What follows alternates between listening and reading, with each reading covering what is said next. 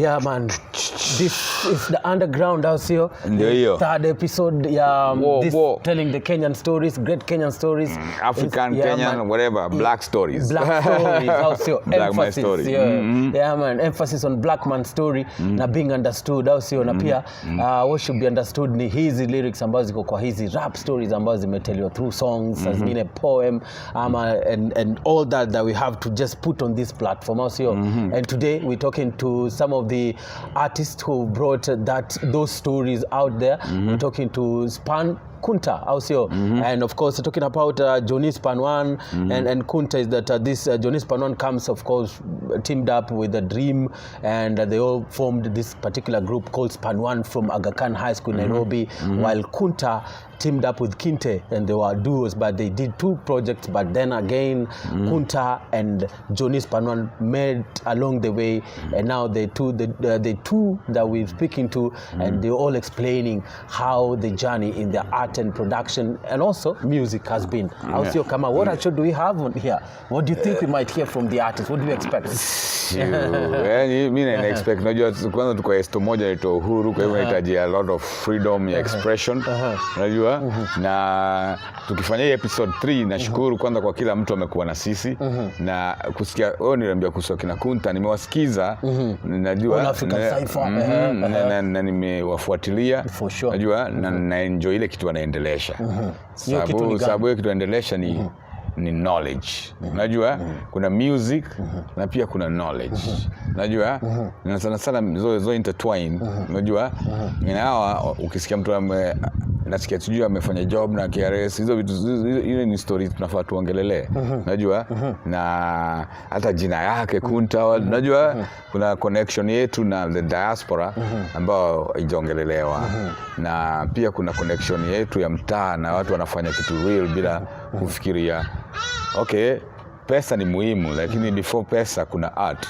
Unajua sasa kubonga na watu wanaongea art ni muhimu sana. Yeah man.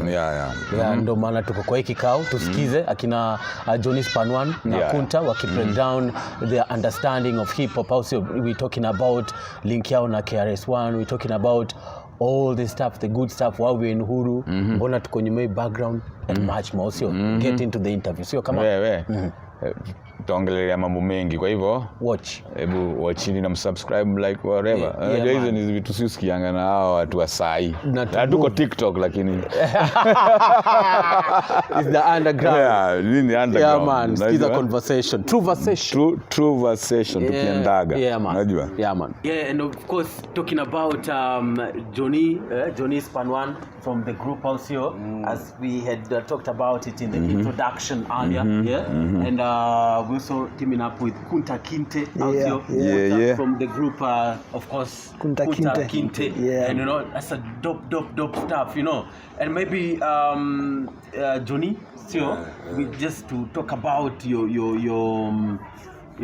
journey in the music, right? And this name Johny Span One, of course, the other guy being Dream, you all formed the Span One, right? Yes. And now you're Johny, now you just have to add Span One for it to make sense, that keep representing that the true factor. It's like you feel burdened, but anyway, that's how it goes. Unajua kama pia hizi acha kutumia kishaka. Lazima nyumba. Man. So when it was you and Dream, mlipatana Aga Khan kwanza mzee? Sisi tulipatana chuo, sisi tuliingia Aga Khan High. Tulikuwa huko kuanzia 2000 mpaka 2003. And you got the name from the set book? Saa jina yenyewe ilikuwa hivi. Mimi sikuwa na rap. Mimi nilikuwa na utasema nilikuwa na ile mimi kutoka nikuwe mtoi, kwa yangu aliniintroduce kwa hip hop.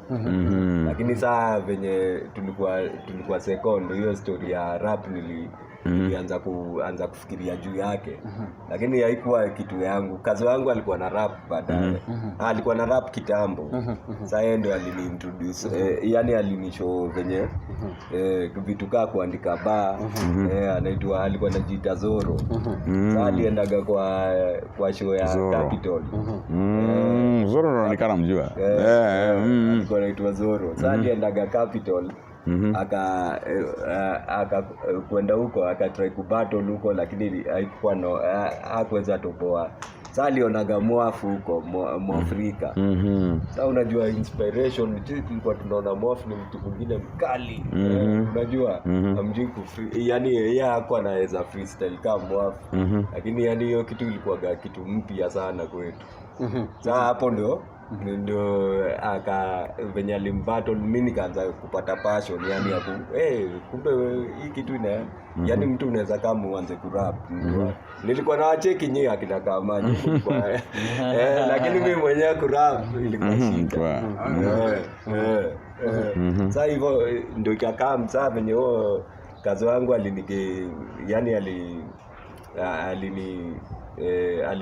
hiyo experience ya kuona msee anaweza kuwa MC. Ndio saa nikiwa second niliangalia Dream. Tulikuwa na Dream alikuwa na rap, mimi si rap. Saa Dream ni mtu. Dream ni Dream. Saa Dream mwenyewe. Saa yeye alikuwa na rap tukiwa second. Saa mimi nayo nilikuwa tu napenda venye wanafanya vitu. Wakaendaga bado tulikuwa na huo kazi wangu seko. Saa wakaendaga wakaanza kushikana na huo kazi wangu wakifanya mashow za swimming gala nini. Saa after hapo tukamaliza shule, ilikuja time nikapatana na Dream bahati mbaya. Ilikuwa ile tushamada seko, nikapatana naye 2004 kwa street tu. Ile design ya ni aje unaendeleaje, vitu zinaendeleaje. Sasa hiyo siku ikakuwa mimi tulihamia Tasia. Unajua yeye alikuwa anaishi hizo area za South B, hizo area za huko Mariakani nikidhania. Sasa yeye akaniambia si tulihamia Tasia nini. Sasa hiyo niko umoto kwa kawaida. Sasa ikakuwa si mimi naishi naishi area fulani. Sasa kitu fani mzee akaniambia sasa hiyo ati yenyewe hiyo area naijua, ati mimi upitaga hapo nikienda Tasia. Sasa mimi nikaona tu nikitia kupatana labda atasema vitu zake. Sasa tukaachana hiyo siku. Siku moja niko tu kwa keja ndio Dream amekam. Kwa keja. Mpaka mimi nilikuwa surprise nilipoonyesha ni direction student. It was all a dream. Itakuwa reality. Hapo ndio yani hapo ndio ilianza yani. Unajua unaanza kuangalia hii kitu inafanyikaje hivi.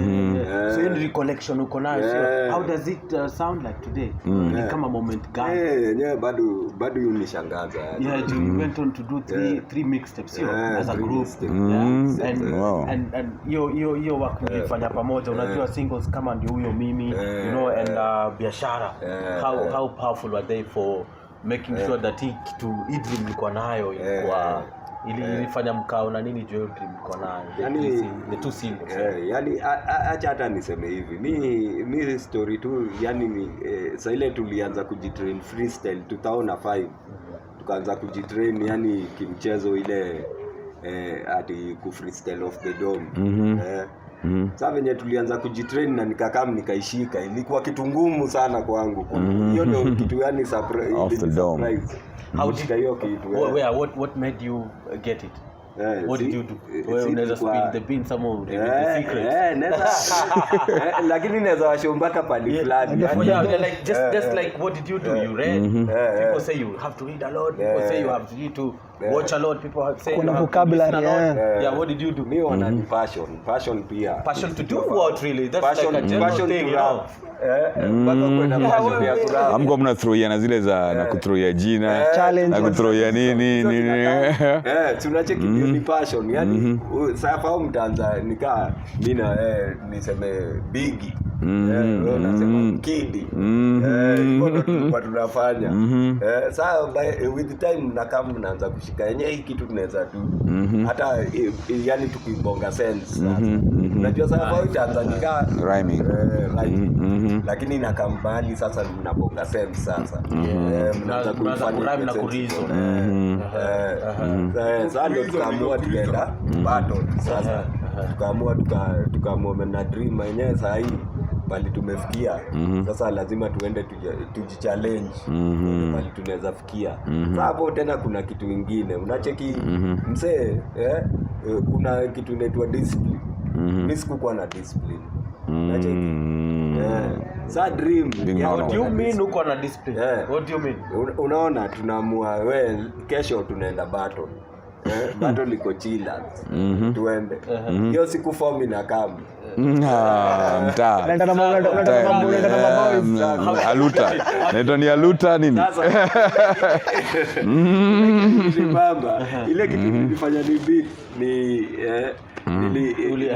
ni moment gani ulipitia struggle? Dream alinientice nikajipata chillers. Sasa siku hiyo ninajipata chillers. Ashashindaga hizo mabattle.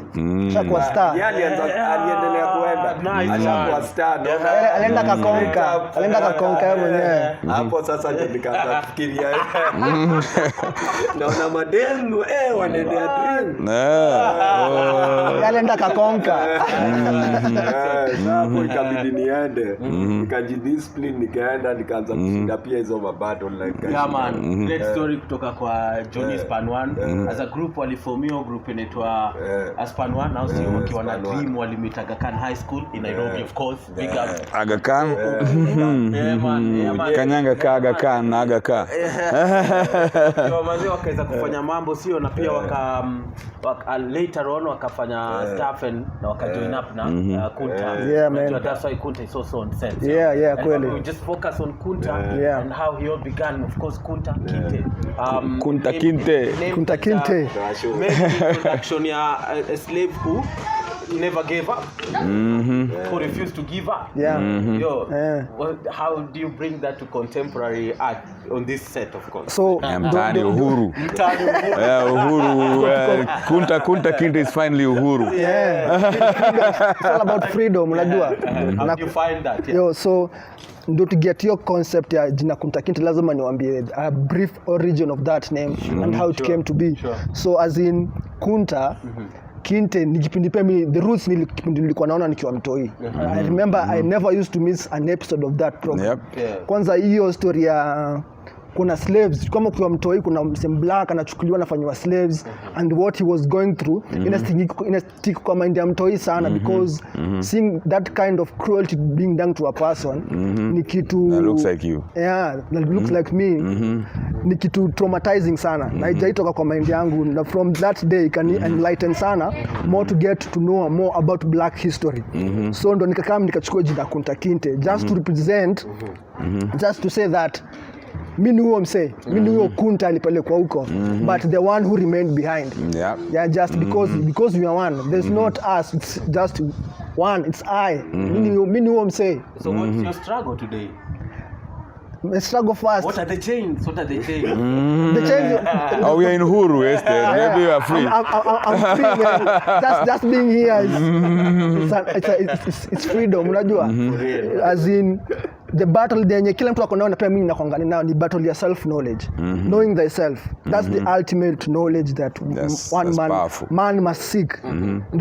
Your self knowledge na knowledge of self ndio liunda ma pyramid. Nikachora ma hieroglyphs. Hizo hieroglyphs zetu man. Na ma graffiti ndio hieroglyphics zetu. Choose music to tell this story. I think it was my destiny. It was written in somewhere in heaven, unajua, because this is something that I started pursuing while I was heaven, like somewhere we go when we die. Not that. Preacher man, don't tell me. It depends on your conditioning. It depends who conditioned you. Who conditioned you? You believe it's in the sky? You believe it's here? You believe it's here? It's all about conditioning, you know. So I began rapping while I was still in primary school. I remember going to the studio like when I was in class 6. I still have those raps written down. Because hizo vitabu za class 6 bado nimeandika hizo raps. Yeah, which year is this? When you say class 6 is like 95. Yeah. 95, 96. Yeah. From the golden era. Yeah, golden era. Yeah. Class 4 too. Yeah, so new time. Oh, I'm the old one. I live the golden era. Yeah, around the same time. Yeah, unaona tu. So nilienda kuandika rhymes hizo time. Kwanza I started with poetry. Started writing poetry, my poetry. The time Introduction to poetry though, kama you like to know about that. Your introduction to poetry. I remember you saying kunaandika poetry za Snoop shule.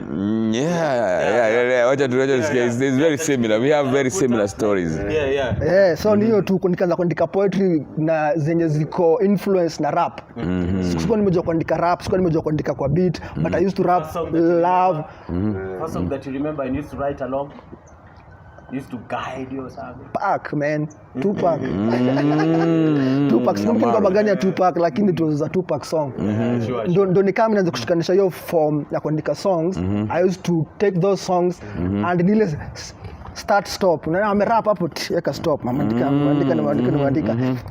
Na pia Nas, ndio nilikuwa nachukua pia Nas. Hiyo times za Ilmatic. Nasir Jones. Nasir Jones Ilmatic. Because they were available to you or something. Yeah, they were listening to them, then you were just around or you used to get them on your own. Actually, mimi hip hop, I learned hip hop on my own. Yeah. I learned hip hop on my own. No one in my family used to listen to hip hop because I'm the firstborn in my family. My dad never used to listen to hip hop. No one in my house used to listen to hip hop. I was the only one who introduced hip hop kwa crib. Hata nilikuwa nachukua tape za mzae. Ndio si na dab. Zile matape za kina Jim Reeves. Na futa. Na chukua Mabuju Banton. Wacha usifute Buju Banton. At least futa zingine Kenny Rogers.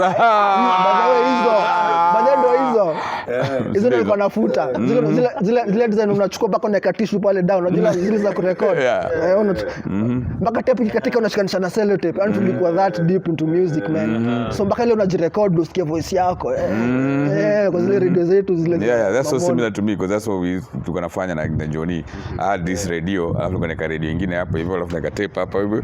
Una record kwa nyingine hapo. Unajua?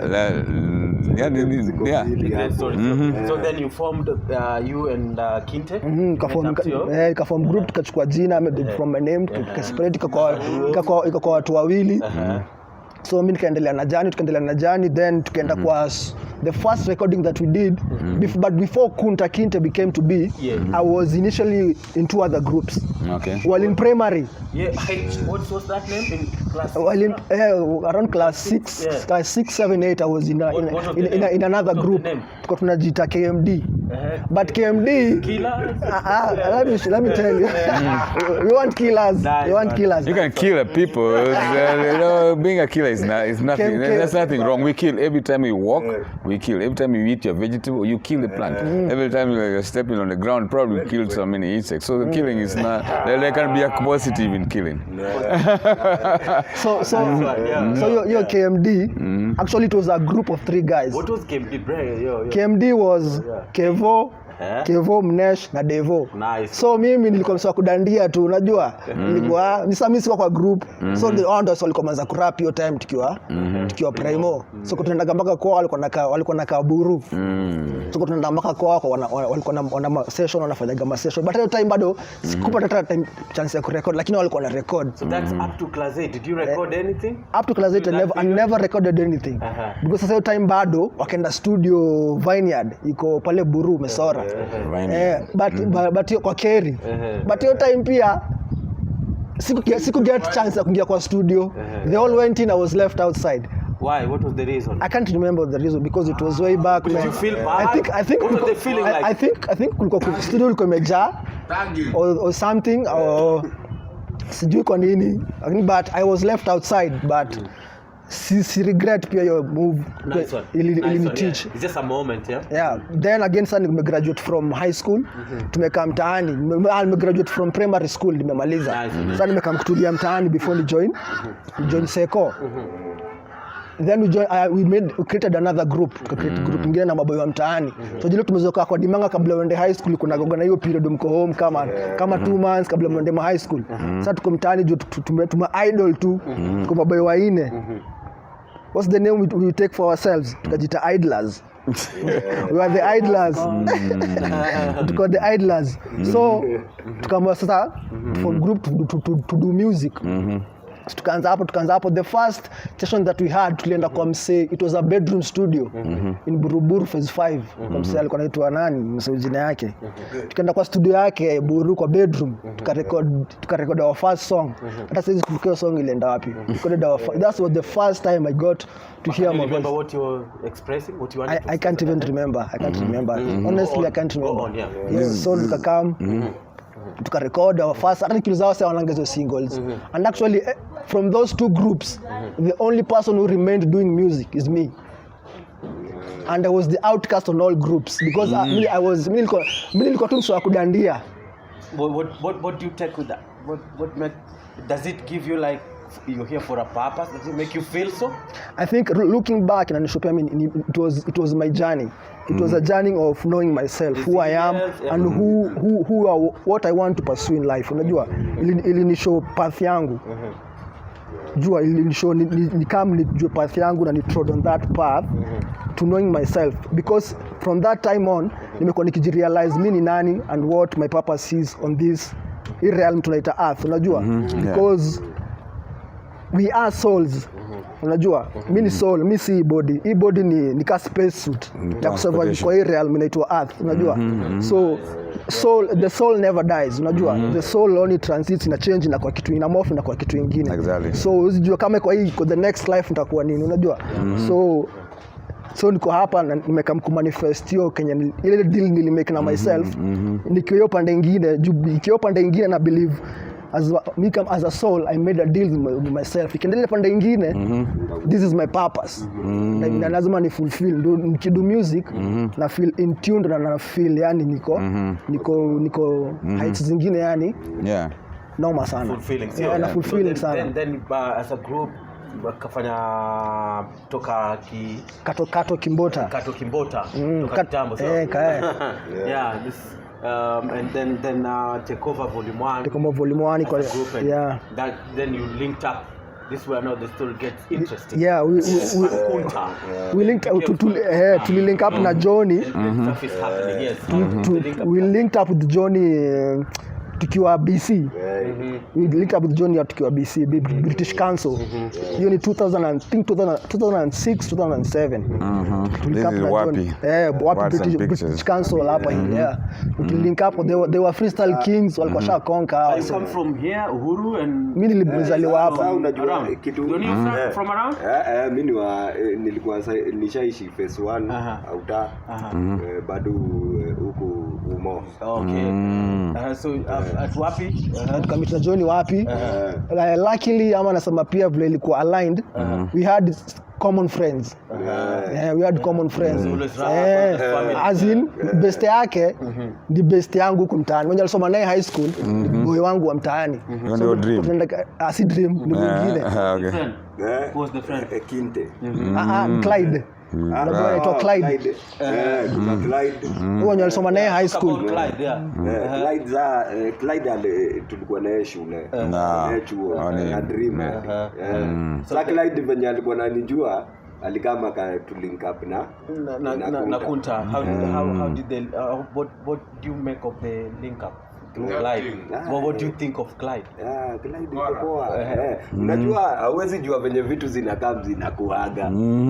Sasa una link up tu nao. Kwa huyu ni best yangu. Yeah, huyu ni schoolmate na huyu kwa hivyo So then now great stuff is happening. That's what we're talking about here, of course. You went into production, but also along that same time kuna makolabo ambazo mmeendelea kufanya, sio?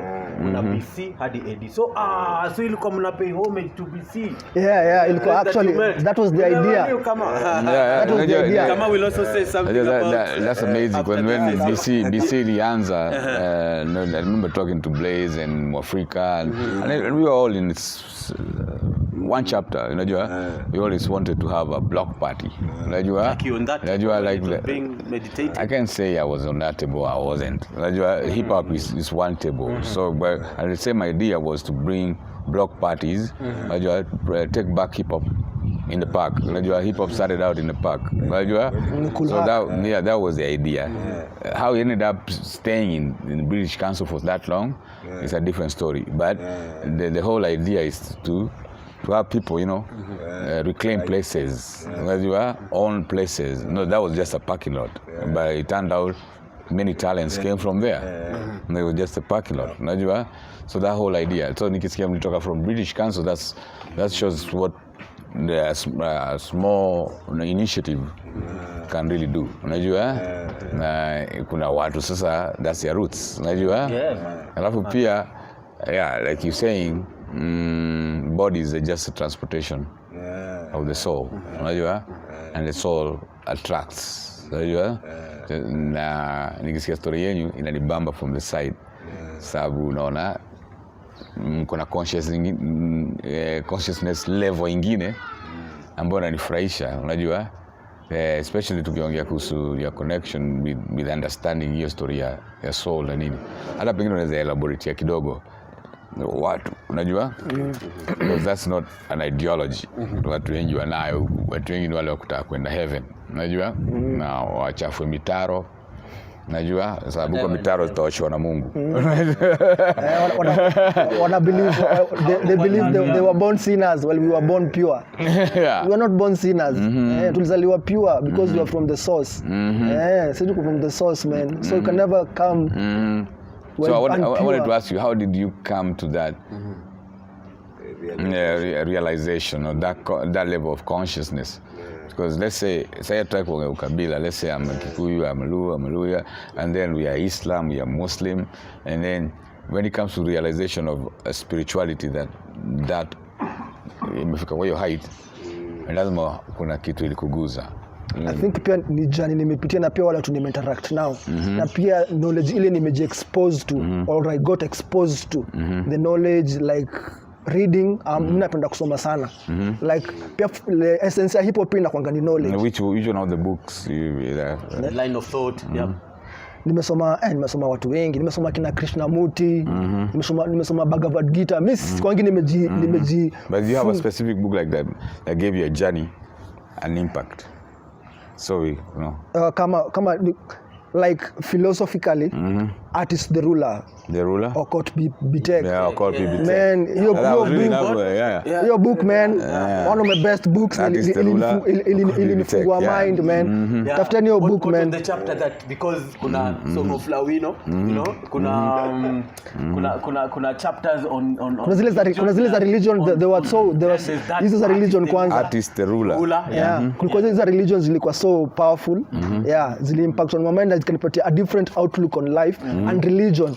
I started viewing religion in another angle, not the way we were taught to view religion, unajua. So it opened my mind. How would you frame your message today to someone younger or someone who like is keen to listen, who don't know who the hell Occult Bitek is? And the message, not knowing that I have to quote art is the ruler. How do you understand it? Because that's a very powerful statement. Art is ruling, unajua. Just making your own laws and we are actually people dance to them. And we are actually extra curriculum according to our system right now. The artist is the extra curriculum. We are not considered like the builders of the nation, but the artist, the ruler. Like elaborate. I think your word in a speak for itself, as in your sentence, your phrase in a speak for itself. Art is the ruler, because art is everywhere. Even we are here for art. We are here because of he did the graffiti. Zike. So we are here because of art. Na art nimetuweka hapa. So na art ninafanya dunia around, not even money. Hata mmoja create money, it was through art.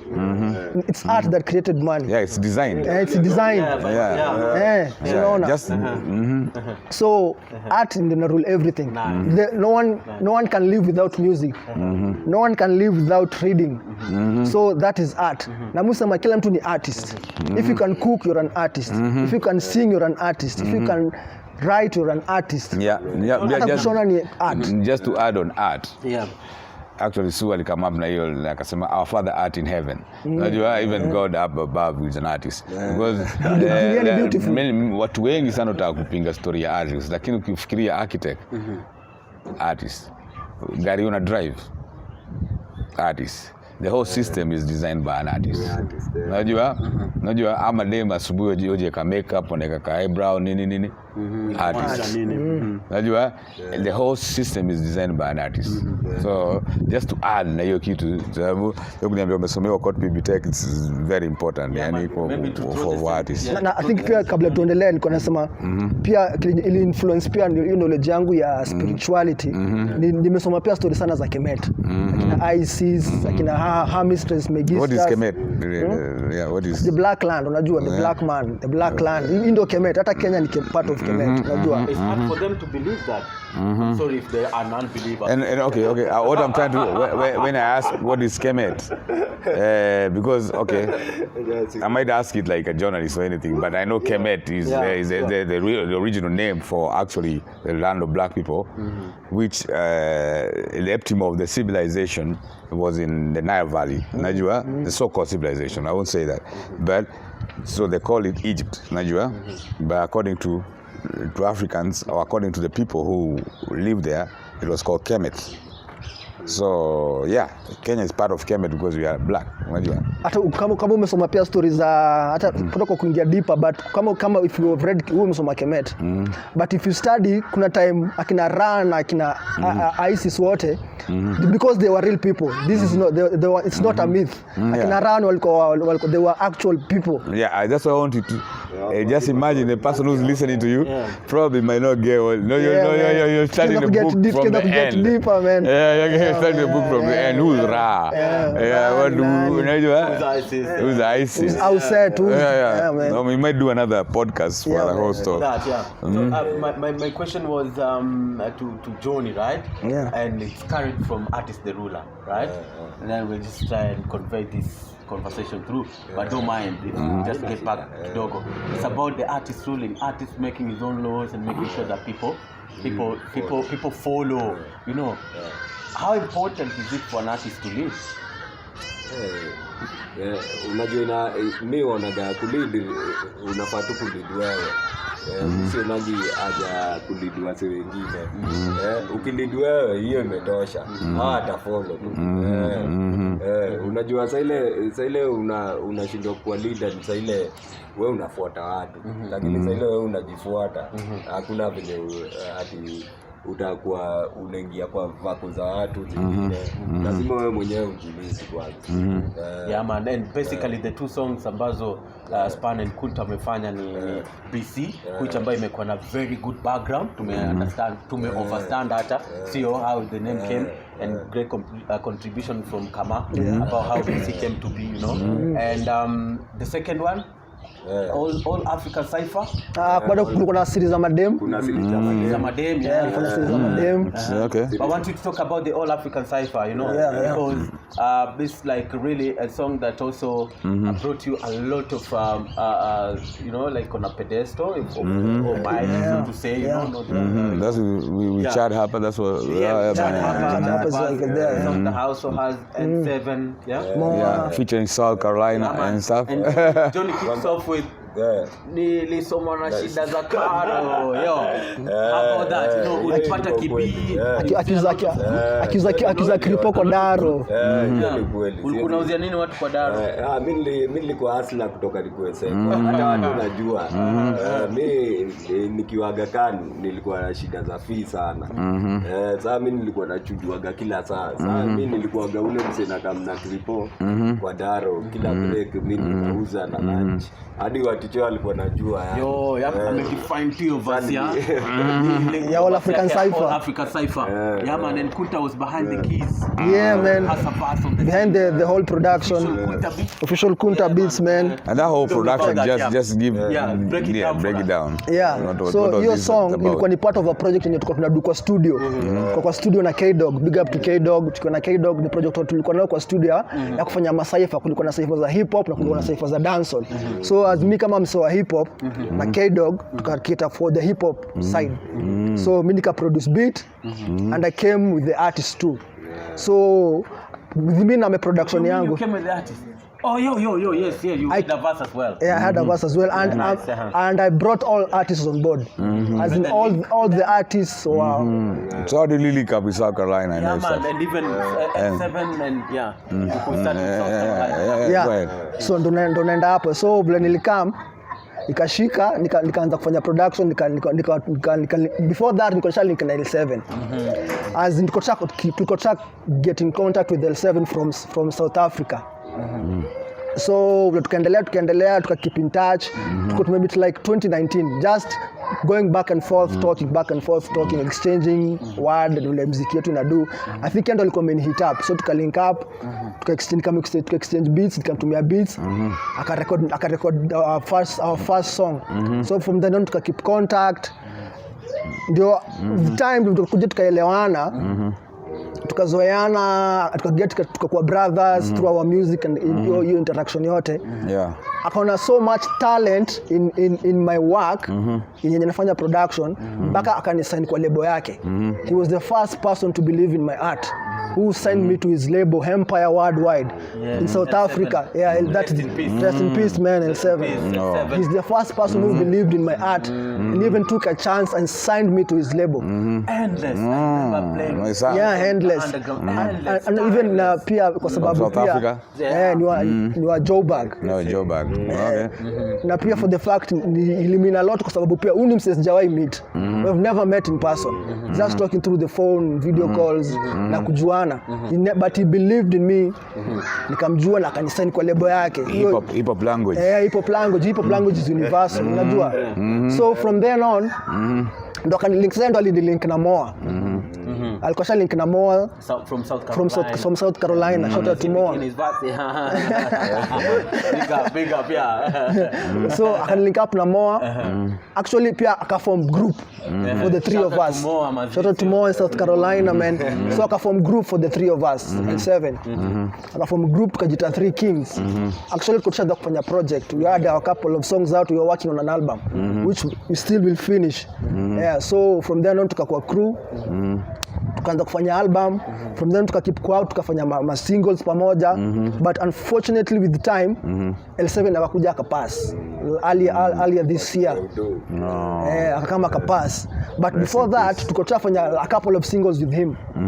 One of them being the All African Cipher that tulikuwa tunaongelelea. So you know, I think one of the last projects yenye tulidu na yeye, the second last project that we did with him before he passed. So ile mliduna Moa na L7 ilikuwa inaitwa hizo bado hizo ziko kwa album. Hizo ni unreleased, bado hizo songs ziko kwa hiyo album yetu. So you linking, you're linking like diaspora, you're linking the continental. There's somebody from South Africa. There's somebody from South Africa and there's somebody from South Carolina. So now it's like a Pan-African thing you're doing. So because pia spiritually nasema na pia nikistart out kufanya production, my aim was more appears in some mad clothes kama. Yeah, he's a deeply spiritual guy too. Yeah, he's a writer, a spiritual writer. He give my lectures. So ni kama tulikuwa pia aligned. Ndio niko nasema story ya soul tukiwa on the other side of wherever we are. Ni kama tuli make pact na our say. Through mystical communication. Yani tukifikiria pande nyingine lazima tuta link up. Tuendelee kufanya hii kazi na tukamilishe destiny yetu. So ndio maana hiyo link up yetu hawa watatu ilikuwa so real. Na hawa say mind you, mimi sijai meet hawa say. Hivi physically atutumeka hivi ati ni wanga tu nitenje. Ni aje man, huko South Carolina ni aje man. Mupe na ile nini ya Bujubando nisemanga through the mystical communication we keep on coming together. Najua. Natural mystic. Yeah, I feel like that's so ndio hiyo tu. So tuka link up tukakoma bro mbaya, tukakoma bro mpaka ule msali alikuwa na check up on wewe hata kama si muziki. Familia yako na duaji man. Amenishow wako na mtoi, L7 amepata mtoi. Mpaka anataka kulearn Swahili mpaka akane mtoi wake jina ya Swahili. Yani kushow hiyo connection man. The same with Moa. Alichukua jina gani? Jina ya sasa hiyo jina ilikuwa jina ya stream. Na stream na Kiswahili inaitwaje? Sasa nikumbuka nitawaambia. inaitwa Acha nikumbuka nitawaambia. So aliname mtoto wake hiyo name. Bado anaitwa Biko. Chemi. Acha nitakumbuka nitakwambia jina sasa jina. So tukakaa tukawaka pamoja tukaform crew. Akanisa niko lebo yake the same. So ikakuwa ni massive respect to him say. Yeah, for real. Yeah, and also looking how a lot of me appreciate among them big shout out from what people consider to be, ule mtu ambaye ana embody philosophical cultural nini ya hip hop ambaye ni KRS-One, how that so KRS, yeah, that's peace, that's yeah, like man. big up, man. Yeah, man. You're working with a teacher. So your link ya KRS will come through Moa. My other brother kabla na show. So will come through Moa is a big fan of KRS like I am. Like we are. Any hip hop head. If you are hip hop, if you are hip hop and you're not a big fan of KRS, what are you doing? You haven't stepped into the world. Knowledge KRS ni knowledge reigns supreme over everyone, unajua. So I was attracted to hiyo story ya KRS from way back nikiwa mtoi. So more actually ndio alinikap na KRS, walikomenda show ya KRS hiyo time kwa South Carolina. KRS alikuwa amekaa kwa city yao anapiga show, so kabla mpaka ma LP za KRS za Criminal Minded anaenda kupiga autograph na KRS, mpaka kuna maclip wako na yeye ampiga ma autograph mpaka kwa perform kwa show ya KRS. So after show akamit KRS nje kabonga kumwambia yo niko na homie wangu na nimekianga ma beats anatoka Kenya, kapoa hata na need ma beats for my next album. Si akamgia contact mwone akarushia contact without hesitation, man. Mimi nikamrushia ma beats kako abu hit up KRS, you want some beats, man? I told you my homie si mimi nikarushia KRS ma beats. The next thing najua, man, KRS was super blown, man. Na my beats yani ukiangalia hiyo akinipatia shout out kwa show yake Temple of Hip Hop. Wow. I was the only person he gave like 10 shout outs. Alini mention from the word go of the show ilianza tu hivi. Ni mimi mention tu. Yo, Kunta official beats in Kenya. Yo, like the boom bap is in effect. Actually, I'm kind of jealous because I've never met my hero, I haven't worked with him. I was there, but sija work na yeye, but that's a great achievement. Kisha nimeiweka kwa YouTube. Mziki kwa channel yetu. Mziki kwa channel yetu. Because me somebody like KRS-One ndio alifungua macho. The same when we were very young. Enlightenment. Na hata Kenya hakukuwa na industry, hakukuwa na rap, hakukuwa na nini, sasa tulikuwa na pioneer. We were actually the only people who listened to hip hop. And KRS ndio alifungua macho hata religiously. Unajua jana nilipiga song fulani akasema akauliza maswali kaa Moses lazima alikuwa mweusi sababu aliishi kwa nyumba ya Pharaoh na mafero walikuwa weusi. Sasa angeishiaje kwa nyumba ya Pharaoh na alikuwa amehepa na alikuwa baba ule nini alikuwa amedanganyana ni mtoto wangu.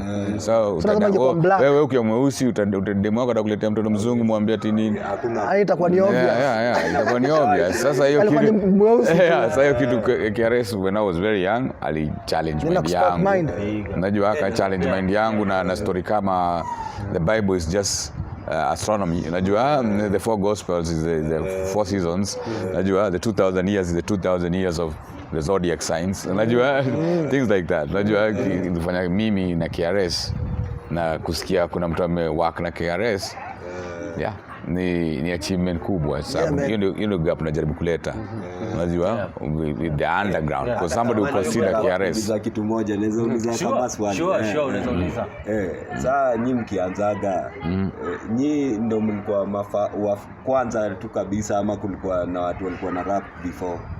Juu unacheki kulikuwa na watu walikuwa na rap lakini sio dando. Naweza guarantee sio Huruma, sio Islando yote. Na kama kuna watu wa Islando walikuwa na rap ni K-South. Unajua mimi nasema before yani ni the same time. The same era early 90s. Unajua 93, 94 tulikutana na kina Bass ma F2. Unajua na K-South Clan unajua. Na pengine kuna watu wengine walangata Lunatics nakumbuka, lakini sasa hiyo mtaa ilikuwa nasikizaga hip hop peke yake nini reggae peke yake na Lingala. Unaona? Nakumbuka hiyo Lingala hip hop hiyo time tukiwa yani sisi tulikuwa na struggle kutafutilia ni nini hiyo. Unajua nikipata katape kamoja tutashia na Johny phase 5. Sababu phase 2 mzima hakuna mtu anasikiza. Na nataruka phase 3 nikutana ni ile phase 5 ndio mtu anasikiza. Watu wengine pia walikuwa wanasikizaga hip hop ni watu wa Buru. Kuna mabado. Lakini watu wako na rap. Watu wako na lakini Buru makazini wangu walikuwa wananipatia tapes za hip hop. Unajua? Na pengine hunye na nini na kuna best yangu kwanza kwa itopish. Tulisoma naye high school. Wa huku yuko tulisoma naye St. Teresa's. Na hizo masiku ndiye alikuwa anakujaga shule mpaka mara zingine amefanya criss crossing.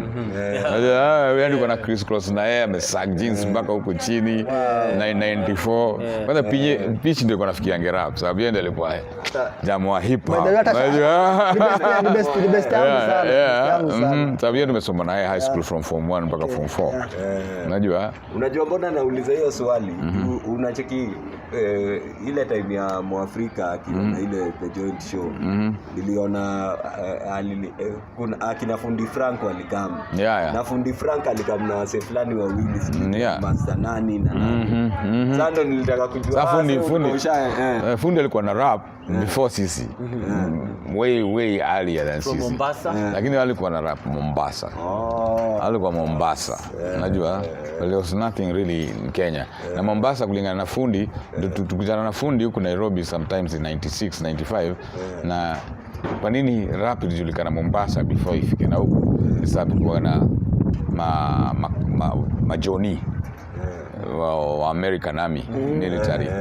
Ndio nasikia hiyo jina Masela. Unajua Msela? Sailor. Ni Masailors. Na walikuwa nakujaga na vitu brand new. Walikuwa kama matape za hip hop. Na shika hiyo. Sasa Mombasa wali get things before. Kama vile hata history yetu na Mombasa Swahili civilization imekuwa tangu 1000 years. Unajua sasa hata hip hop kidogo iliingilia hivyo. Na hip hop pia iliingia Tanzania the same way. Lakini sasa hip hop Tanzania spread sababu Tanzania Swahili si coast peke yake, the whole of Tanzania. Alafu akaanza kuduma block parties na clouds mawingu siju production. Unajua sasa unasikia watu kama kina Master J wamerecord, akina Professor J wamerecord sijui before hata Hard Blasters wamerecord sijui 1988. Kwanza unit wamerecord 1988. Sisi tumerecord 1998. 10 years later. Lakini for Kenya we are pioneers. So nobody was really doing it like that. Unajua? Ndio hapo record. Insheng. Unajua Insheng. Unajua? So kulikuwa na watu mimi sisemi ati take any credit ya mtu. Brief and really so ni small story about tunaweza ongea mpaka kesho. Kuna more and more watch out for those ambazo informative sessions Hotel Kenyan history. You haven't talked about watu kaki na Kenyan history and Pan-African history. Because right now we are talking Pan-African, we are talking the diaspora in everywhere. Unajua? We are talking the Africans abroad. So man. So back to KRS and KRS Link. Bob, you worked with him. What are you going to produce some beats? So I produced some beats for him. Na kiona reaction yake ilikuwa imembamba sana. I think what struck him the most ni alikuwa surprised those kind of beats could come from Africa. Because the production that I'm doing imefika hiyo level mpaka pale KRS anaweza acknowledge man, the boom bap is in effect in Africa. Unajua in Kenya, unajua nitumia beats noma sana. Mimi nafanya there'll be some projects coming. Wacha nisi spill the beans, unajua wacha wagoje hiyo imetosha for now, hiyo imetosha, wacha wameze kwanza hiyo, but kuna vitu jikoni na probably kuna watu wa genge to na whatever zinasikizwa sahi, probably mjiki ya hebu buy ni bundles. Sound of the police. na hizo bundles msikize Kunta pia na vitu mjaisikia. Sio mazogodhani all time. Subscribe kwa channel yetu Span Kunta channel, Span One Kunta, SPAN1 Kunta. Iko kwa YouTube na bado iko kwa channel ya Truth Label. Shout out to MVI, shout out to K-Dog. Nipame tu support kwa journey yetu ya production. production. You also worked under him, right? How Yeah. has it been? Really, like how you've worked with him. With K-Dog. With K-Dog, yeah. K-Dog tumework now for like Shout out to K-Dog. K-Dog ndio Yeah, man, shout out to K-Dog. Sio kwa the under imekuwa anthem mazi. Yeah, imekuwa national anthem. Many How songs. ni Cracks Masters. Yeah, Cracks akiwa Crash Masters, yeah. So tumework na K-Dog like for now like kama nenda 4 years or more. Yeah, amekuwa like a big brother.